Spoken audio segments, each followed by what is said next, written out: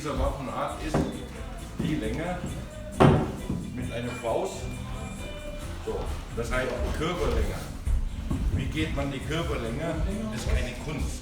Wenn du in frei, wo viel Platz ist. Aber eine Kunst, eine Kampf, ist eine Kunst, wenn du in eng auch damit umgehen kannst. Okay? Die allererste lernt man, das hier ist eine Vorrichtung, die sogenannte Handhabung, das du hier festhalten. Dafür hat man die schwarz markiert. Okay? In Wirklichkeit ist, du kannst rutschen. Und der hat man hier gemacht, damit, wenn man schlagen, keine Splitter in deiner Hand. Wenn du später gewöhnt bist, dann ist es egal wie das auch immer, hast du kein Problem. Und in Wirklichkeit kann man rutschen und alles. Und mit allen Waffen, wichtig an erster, lernt man die Handhabung. Hier.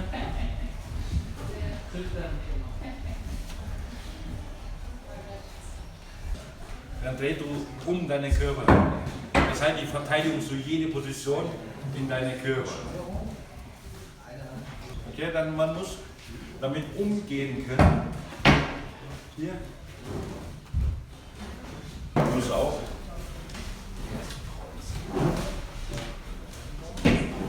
So machen können. So machen können.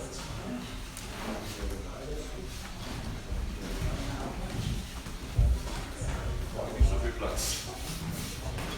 Wenn ich schlage, drehe ich in kurzer, brauche ich nicht so viel Platz. Ja, das ist die Unterscheidung.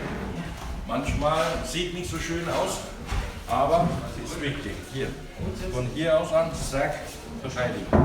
Sieht, hier, so halt, drück, raus, zack, hier rüber. Zu lang. Sieht, anderen Seite. Sieht, anderen Seite. Sieht.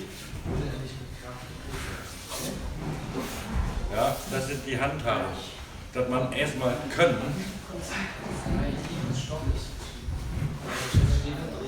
Und eine möchte euch merken, Akrobaten. Das heißt, man jongliert. Zum Beispiel wie Feuer. Stopp, hat man hier am Ende Feuermann und spielt so irgendwas, ist anderes an den Stockkampf. Der Stockkampf bedeutet, du sollst jede Seite in der Lage ist, unter Kontrolle zu halten. Das ist was anderes. Okay? Damit nicht vertauscht. Vielleicht bei Akrobatik sieht es schön aus, aber so ein Kampf nutzt es gar nicht. Das heißt, wenn du jetzt lernst die Handhabung, wie die wichtig ist. Wenn ich so mache, dann kann ich zu jeder Seite schlagen, zack, rüber, stecken, ziehen. Da hier die Unterscheidung zwischen akrobatisch und wirklichen Kampf. Es gibt viele Kampfarten, die hier verbreitet. Einmal, man sieht schön aus. Die Frage an den Effizient. Von der Technik hier ist nur gleich null.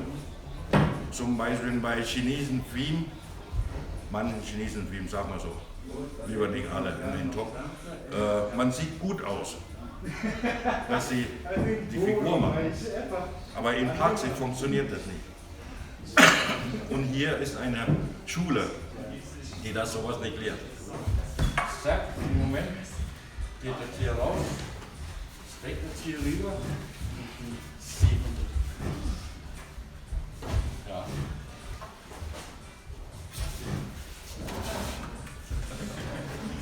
Oder schlage ich hier, stecke das hier rein.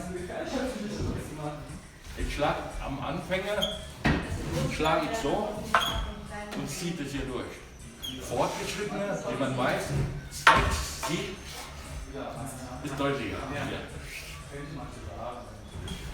Zack, zack, hoch, weg, runter, weg. Ein Beispiel. Ja, das heißt, die Waffen, die du benutzt, hat sowohl Vor- und hat auch Nachteile. Und damit lernt man. Und dieses Stock ist nicht festgelegt. Im Krieg hat man uns zwar auch Metallrühre richtig verwendet, weil gegen den Schwert braucht man sowas. Und da braucht es Kraft. Und ist ja hier keine Hammer. Mit der Kraft, so Schlag gewinnst du nicht. Weil im Moment, wo die getroffen wird, die wird stoppen. Und dann ist die Verzögerung die Reaktion von dir selber. Dann bleibt es hart. Dann kann die Gegner machen. Richtigen Waffen, egal was für eine Bewaffnung ist, locker umzugehen. Dass du zu jeder Seite kontrollieren kannst. Guck mal, brauche nicht abwehren. Wenn ich merke, stoppe ich. Wenn ich merke, stoppe ich. Das muss in der Lage. Wenn ich hier so sage, stoppe ich. Warum? Wenn ich drehe, muss Deck nicht. Okay? Siehst du, muss ich damit reagieren können. Wenn ich da weitermache, nutzt nicht, wenn beide sterben. Sondern guck, Deck.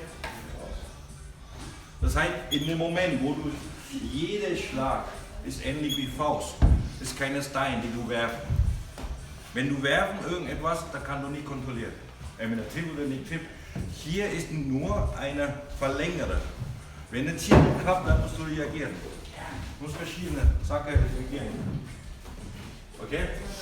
Der Prinzip von dem Kampf, immer daran, wenn du deine Waffen nicht kontrollieren kannst, ist ähnlich wie ein Schlange, die beißt dich.